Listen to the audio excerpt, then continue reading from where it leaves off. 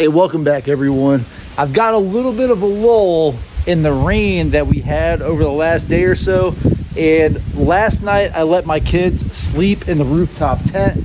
They wanted to get out here, they wanted to have a good time in the tent. But at around 2 a.m. this morning, the thunderstorm rolled in. It was intense rain and lots of thunder and lightning. So the kids got a little scared and they came into the house. No problems. But when they came in the house, they did close the screen on the tent here, but they did leave the solid material in there rolled up because I had it open so that they wouldn't get too hot. It was a low of about 65 last night, but when they first laid down, it was in the high 70s. So 65 is perfect with those pillows and sleeping bags in there. On top of that, I did not put the extensions out on the side here, so the screen is also closed in there, but the canvas material is not closed either. So those two places, and in addition to that, so here on the front side of the tent is also in that same condition. So all three of the surfaces that I can control, both of the windows and the door,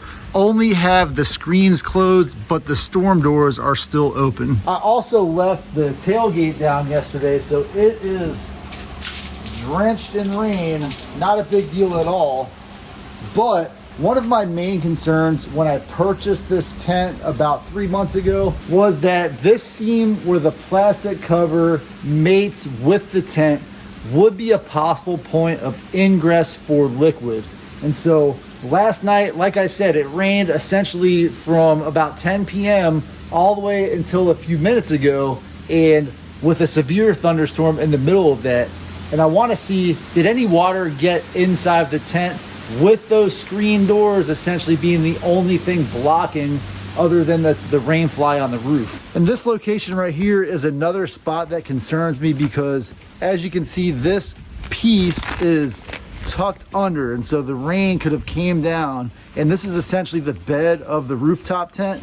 And so I can feel in there that this is the corner of the mattress. And so since this corner was folded up like that, that allowed some water probably to get into the tent right there.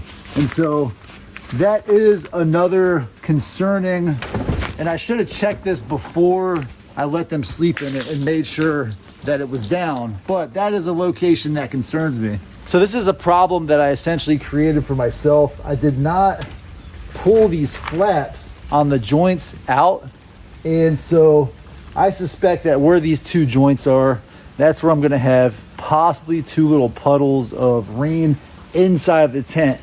And the reason this is an issue for me is I've got to go to work tomorrow and I don't want to put this thing away wet. And so hopefully the sun comes out, but the way the day is looking, I don't think the sun's going to come out.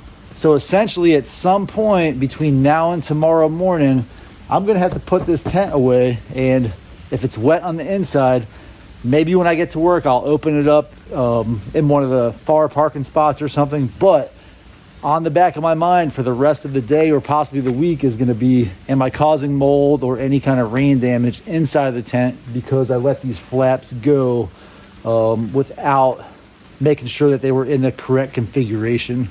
And please consider subscribing. I'm getting close to that 100,000 subscriber milestone, and that milestone has been something I've been working for the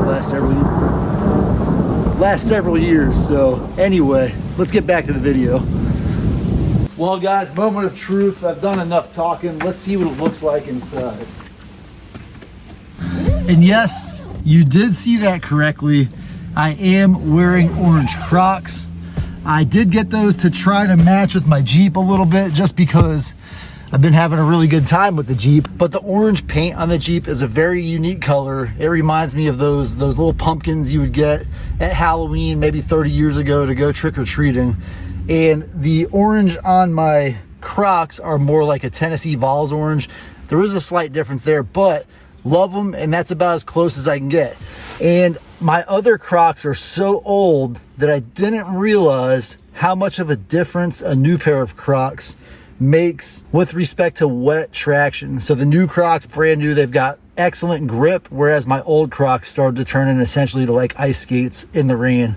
And no, this video is not sponsored by Crocs, and I wasn't provided those buy Crocs or anything. I just wanted to share my experience with upgrading my essentially 5 or 6 year old Crocs. So there is some rain in the tent, some water, primarily this spot, this is the front of the vehicle, that second spot that I showed you. There is just a few drops. So this side did not get as much rain in as I thought, but you see where this flap is, and there's just a little bit of moisture right there. And that is definitely user error from not pushing this flap out before the rain came in. This thing is well designed, except for you have to make sure that you set those corners properly when you fold out the cantilever portion of the tent. I was also incorrect about the window on this side. So this window remained closed throughout the night. So no rain would have really gotten in there. Whereas the other side, the window was open with just the screen covering it.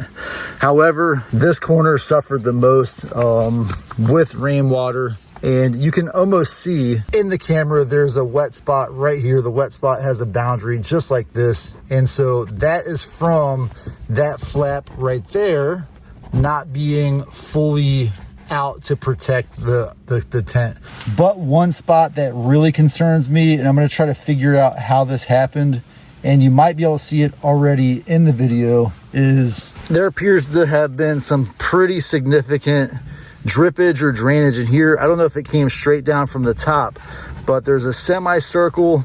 Let's see how big it is. So yeah, this is almost a perfect circle. It is significantly wet.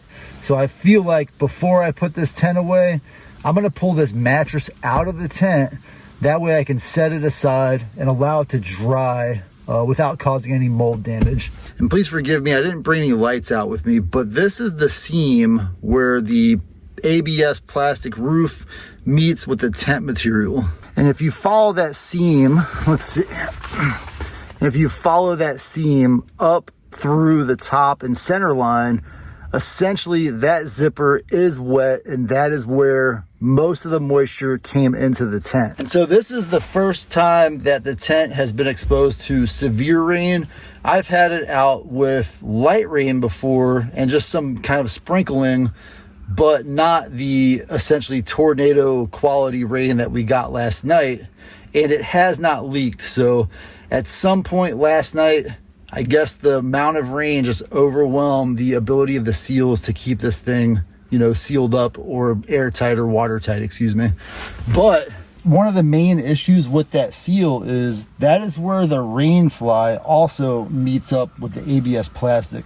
So I feel like to future waterproof this, I need to put essentially a skirt over the ABS plastic, just like a shingle that will go over the ABS plastic and then over the zipper, and then that will prevent the rain from coming in at that zipper point. Another more immediate fix that could fix that problem would be to get some of that zipper wax. There's zipper wax that you can essentially unzip that thing, hit the teeth with it, and then as you put the zipper back together, that will essentially seal any water gaps in the zipper.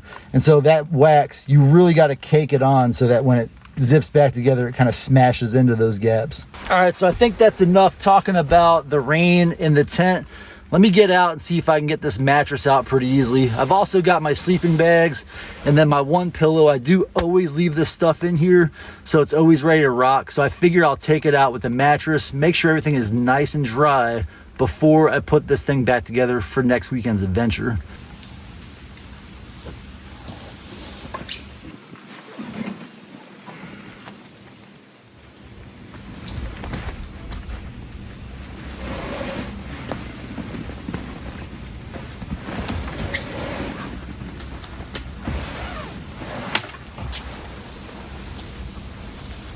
And you can see that wet spot right there much better. It didn't actually go all the way through, so that definitely came up from the top and didn't travel in through those corners where I had the other leakage. So I'm gonna raise my phone here just over the tent so we can get a look at that seal that I think I got ingress from. So I'll take a look at the film in a second here and see how it looks. I see a couple of spots where the rain could actually be going back up. There are 3 little things like this on the tent and those could be allowing water to work its way back up. And in fact, the entire rain fly up in this joint is essentially wet. So it's definitely that zipper where the rain is getting into the tent. We also have the 2 latches that when the tent is closed, keep it locked up. And so between all of those items, that is definitely the weak point in this tent. I would say the best part about that experience just now is that taking the mattress out and all that, all 3 layers, the felt liner, the whatever that waffle material is, and then the mattress came out pretty easily. So later when it does stop eventually raining today and the tent does get cooled off, or excuse me, dried off, then I will be able to stow this without that mattress, and I won't have as big of worry about the mattress getting moldy. So I don't know, guys, let me know in the comments. Do you think that seam should have came pre-waxed for that zipper? Zippers are typically a place where you can get ingress of water, and so I don't necessarily want to fault the design of the tent, because that small, it's like a chapstick wax thing that you put on the zippers, including that with the tent where you just go ahead and put that on the seam. That could have improved the rain worthiness of the tent much more. But I don't know, like I said, let me know in the comments. Is that an issue that you've experienced with your rooftop tent? Do all rooftop tents have some ingress of water, or is it just kind of this specific tent? Anyway, thank you for watching, and I'll see you guys on my next adventure.